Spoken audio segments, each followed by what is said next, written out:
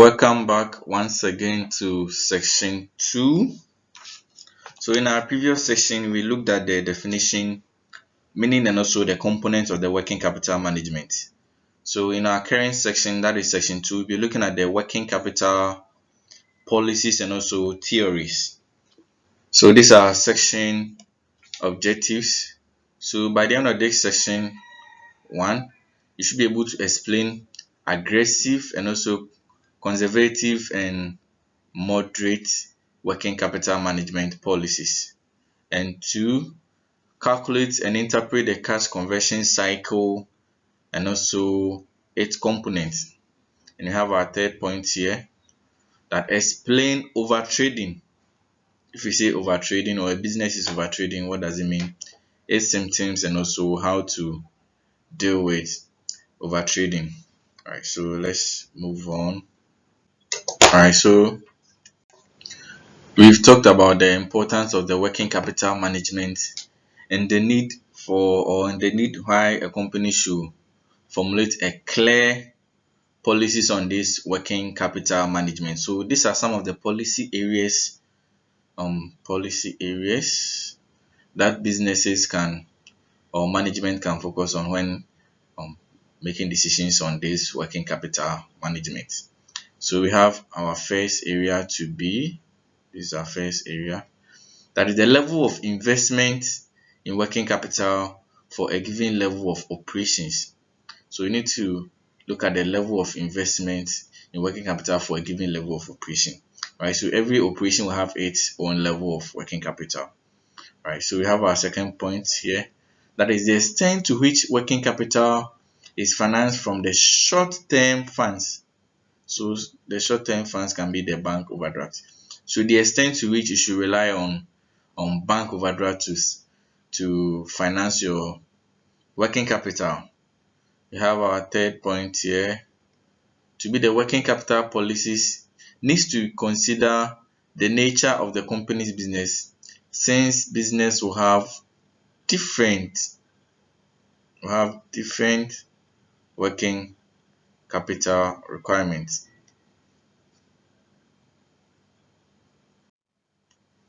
We have our final one of the policy read out.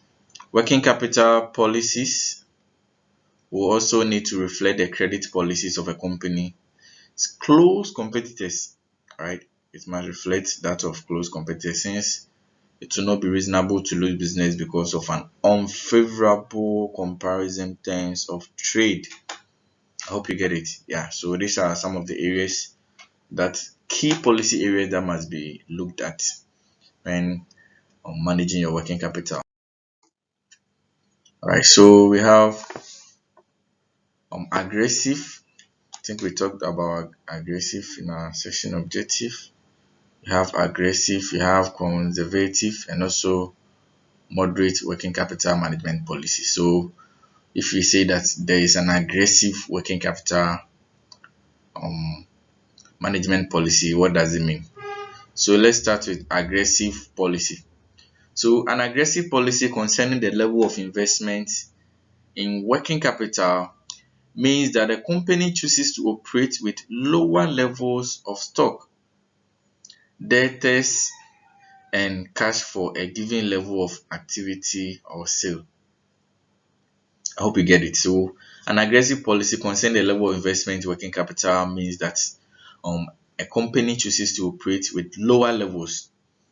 All right, so if you are operating with lower levels of stock, debtors, and cash for any given level of activity, it means that there is an aggressive policy with regards to the working capital management.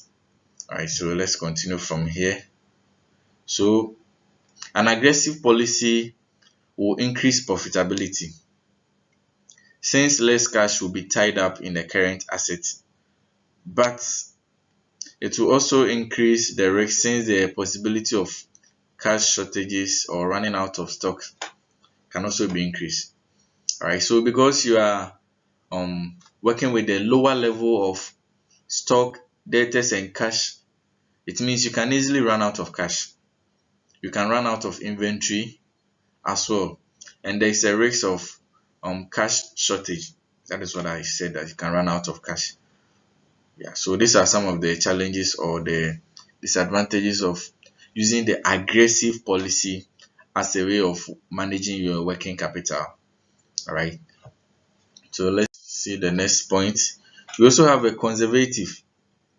We have conservative um and also a more flexible working capital. Right, so for a given level of turnover will be associated with maintaining a larger cash balance. So this one is more like the opposite of the aggressive working capital management. So with this one, you are maintaining a larger cash balance, perhaps investing in short-term securities, offering more generous credit terms to customers, and also holding higher levels of stock. All right. So with such a policy, it will give rise to lower risks of financial problems. Of course, you have enough cash in hand, you have enough inventory in hand, so there's no way, or even if there will be a cash shortage, it will take a very long time before such problems will prevail. So there is a lower risk of financial problems and of course stock problems, but it's also at the expense of reducing the profitability of the company, right? Because as you are tidying up your cash in inventory and receivables, there's also the high risk of reducing your profitability. Okay, yeah, so that is the conservative. So the moderate will definitely be between the aggressive policy and also the conservative policy, right? So it serves as a middle thread or a middle path between the aggressive here and also the conservative approach. So there are no absolute benchmarks of what may be regarded as aggressive. So this point you should note it well. There are no absolute benchmarks of what may be regarded as aggressive or otherwise, but these characterizations are useful for analyzing how individual companies approach the operational problems of working capital management. All right, I hope you understand it. Yeah, let's move on. Good. So we also talk about working capital and also cash conversion cycle. So this is the cash conversion cycle.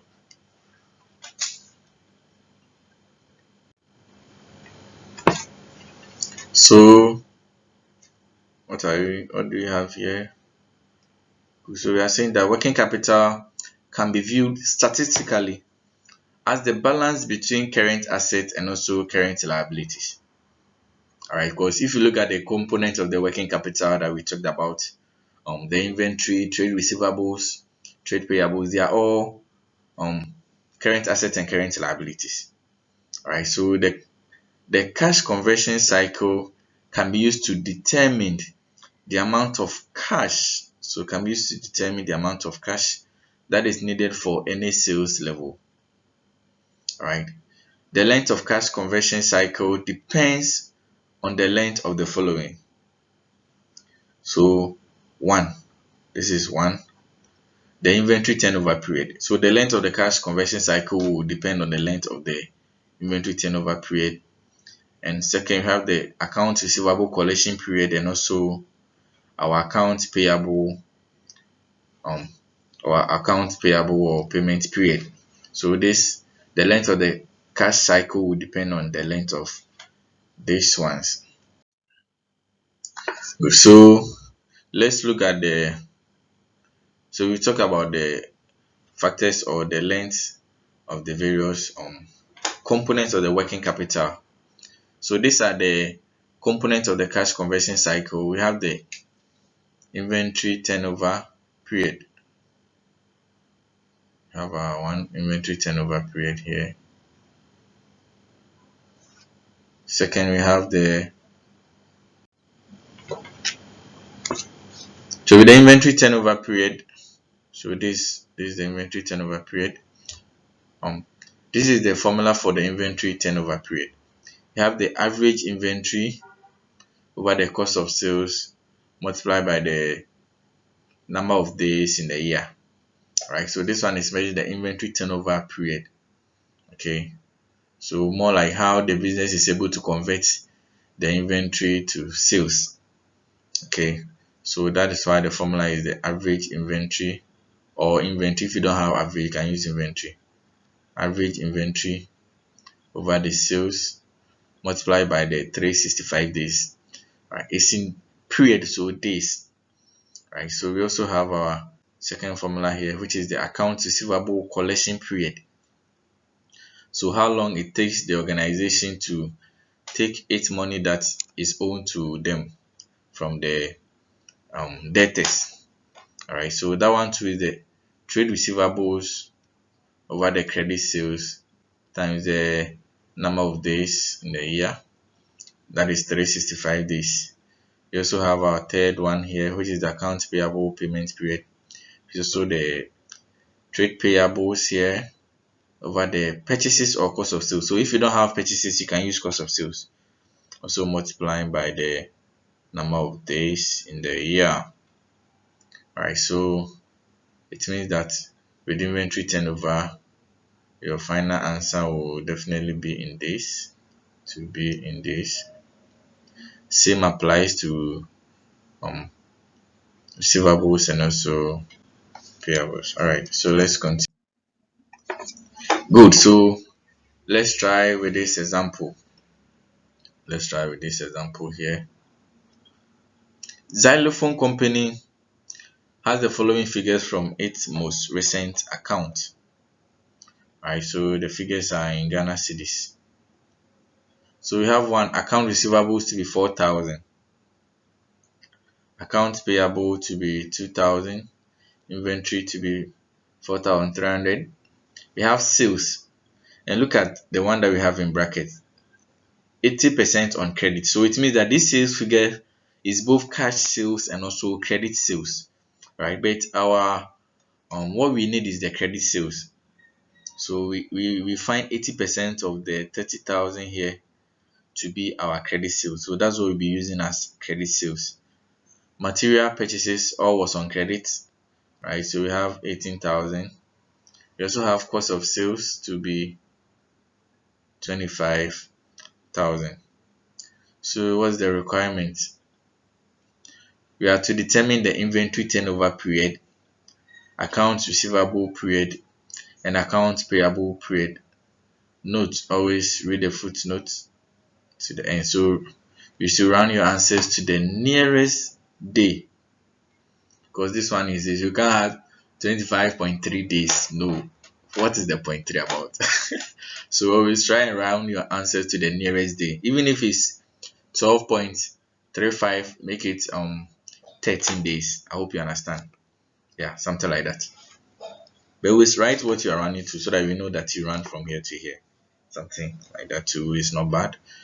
Alright, so you have the question like this. All you need is just understand the components of your formula. Quote your formula down, see the elements in the formula that you need.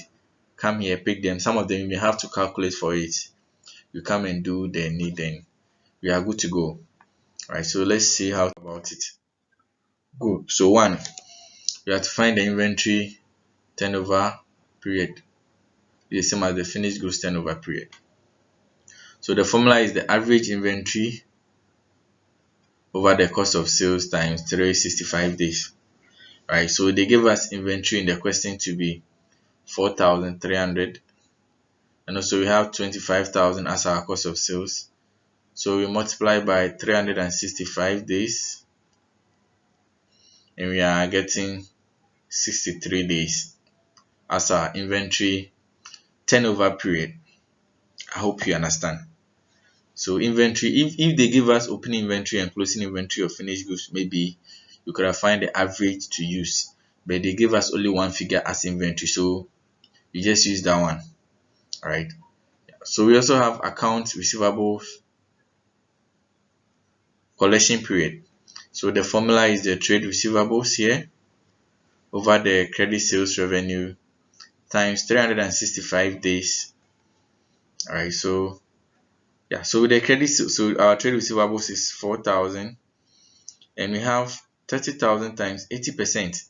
Do you remember the sales was based, they gave us both cash sales and credit sales, right? So we find, and they said that 80% of it is credit, if you remember well.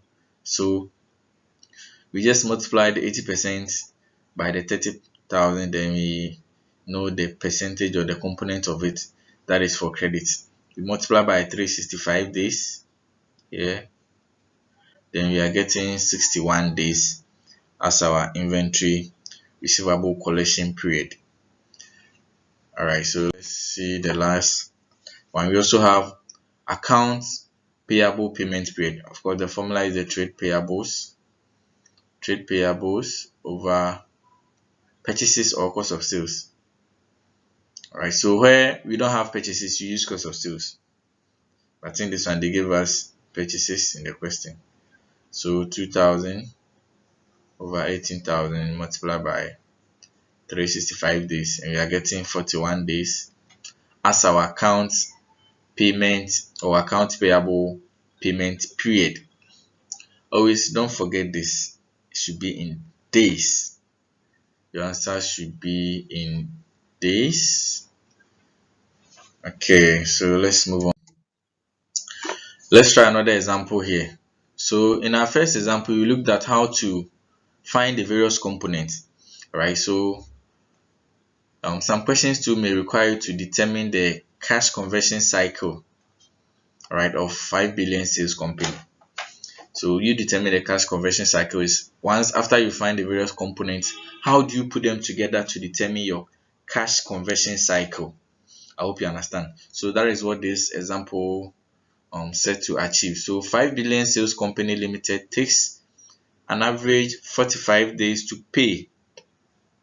So with this question, they've given us the component already. In our previous example, we solved for the various components. The inventory period, the trade receivable collection period, trade payable period, we solved for them. But with this question, they've given us to us already. Alright, so I'm here. So this one is the average. This is the average days it takes to pay its suppliers. Right, so it takes an average 52 days for the company to sell goods. Meanwhile, 5 billion company limited collect cash from its customers within. So this is the cash collection period or trade receivables collection period of making sales. So requirement is to determine the cash conversion cycle of 5 billion company limited. I hope it's very clear. Good. So with this, you just need your inventory collection period, your inventory holding period, your debtors receivables period, and also the creditors payment period. With this three, you are good to go.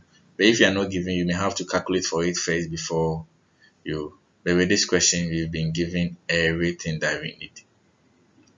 Everything has been given here, so we just go and quote our formulas and we substitute them.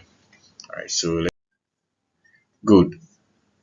So this is how to find the cash conversion cycle. Good. So we have the details, and of course you have our days. Please don't bring Ghana cedi here. This is days. Here is period. We are looking at the period. So don't go and write Ghana cedi here. So we have our inventory period. It was given to be 52 days. We have our receivable collection period to be 7 days. So 52 plus 7 days, our operating cycle will be 59 days. So we less, so this one we less the payable period from the operating cycle to get the cash conversion cycle.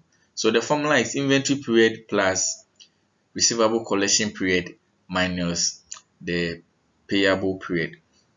So inventory plus receivables minus the payable period will give us our cash conversion cycle. I hope you understand. Alright. So let's look at overtrading. So overtrading is also called undercapitalization, and it occurs if a company is trying to support too large a volume of trade for too small working capital base. Right? You don't have enough cash, but you are supporting too many volume of transaction. Right? So even if a company is able to operate profitably, overtrading can result in liquidity crisis, with the company being unable to meet its debt as they fall due because cash has been absorbed by growth in fixed assets, stock, and of course debtors. Right, so that is what overtrading means. Right, you trying to do more things with the little that you have. Okay, and when it happens that way, all your money will be tied up in the inventory. The inventory too will be there, and you'll be unable to meet your um debt payment obligation as and when they fall due.